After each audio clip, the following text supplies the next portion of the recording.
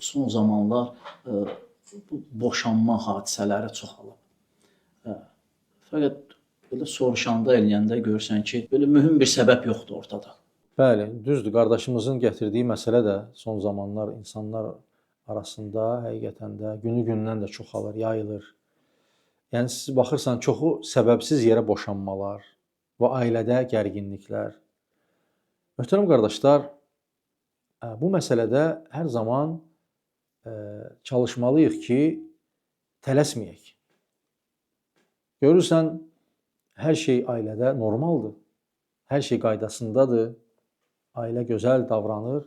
Ancaq baxırsan ki, birdən-birə hal dəyişdi. Evdə abu-hava dəyişdi, vəziyyət dəyişdi. Görürsən ki, artıq ailə bir-biri ilə yola gedə bilmir. Və baxırsan, birdən-birə baş verdi. Ciddi bir səbəb yoxdur ortada. Soruşsan, nə səbəb var? Ciddi bir səbəb. O zaman baxırsan ki, dinimizdə də buyurulub ki, bəzən göz var, nəfs var, həsəd var. Belə məsələlər görürsən bir çox ailələri alt-üst edir. Bəzən görürsən ailə normal şəkildə dolanırlar, yaşayırlar, heç bir söz-söhbət yoxdur. Evə bir qonaq gəlir. Allah qonağıdır, bəli, qonağı qəbul etmək, ona xidmət eləmək hər bir müsəlmanın borcudur. O savabdır, gözəl bir işdir. Çox gözəl bir işdir. Sadəcə bəzən görürsən, bax, ən yaxın adam olur, görürsən, qohumun olur. Görürsən, bəzən nəfs qala bilir.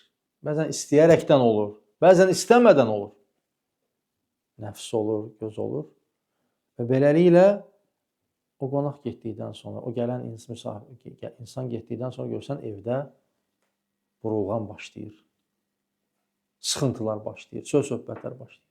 O zaman mömin müsəlman düşünməlidir ki, bu yox idi məndə. Nədən baş verdi? Ola bilər nəfsdir. Həmən onu dərk etməlidir və çalışmalıdır ki, evində ruqiyyə etsin. Bəqərə surəsini qoysun, evdə oxunsun. Hansı ki, Allah Resulü sallallahu aleyhi ve sellem buyurur ki, Bəqərə surəsi oxunan yerə şeytan yaxınlaşmaz. Beləliklə, həm ailənə, həm özünə, həm övladlarına ruqiyyəni tətbiq et ki, bu olan, qurulğan, bu sıxıntılar aradan qalxsın. Çünki bunlar bir çox boşanmaların səbəbi, görürsən, bundan qaynaqlanır. Heç bir ciddi səbəb yoxdur. Baxırsan, səbəbi soruşanda bir şey gətirə bilmirlər, ortaya qoya bilmir. Yola gedə bilmədik, davrana bilmədik. Ancaq son nəticədə görürsən ki, burada nə həsəd var, nə göz var. Bunlar hamısı haqdır. Allah Resulü sallallahu aleyhi ve sellem buyurur, Əl-aynu haqqun, göz haqdır. Sonra nə buyurur? Əksəru mən yəmutu min ümməti bə'də qadaillahi və qədərihi minəl-ayn.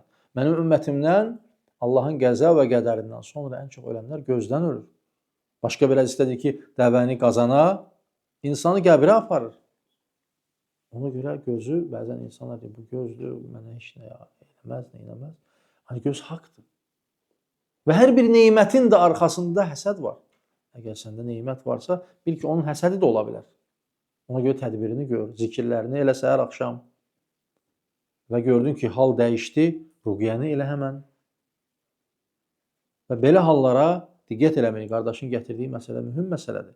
Son zamanlar çox ailələrdir. Boşanmaların səbəbi heç bir səbəbsiz olur. Görürsən, nəfsdən, gözdən, bəzi hallarda daha ağır olanda sehirdən. Belə hallarda görürsən, birinci növbədə biz qayıtmalıyıq sünnəyə, dinimizə ki, dinimiz buyurub bizlərə.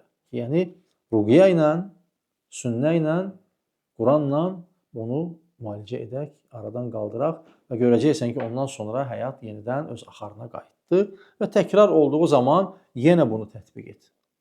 Həmən bəzən görürsən, bir dənə nəfsdən, gözdən aylarla, illərlə ailə çalxalanır. Rahatlıq, hüzur yoxdur. Hüzur yoxdur. Bəzən aylar çəkir, bəzən illər çəkir.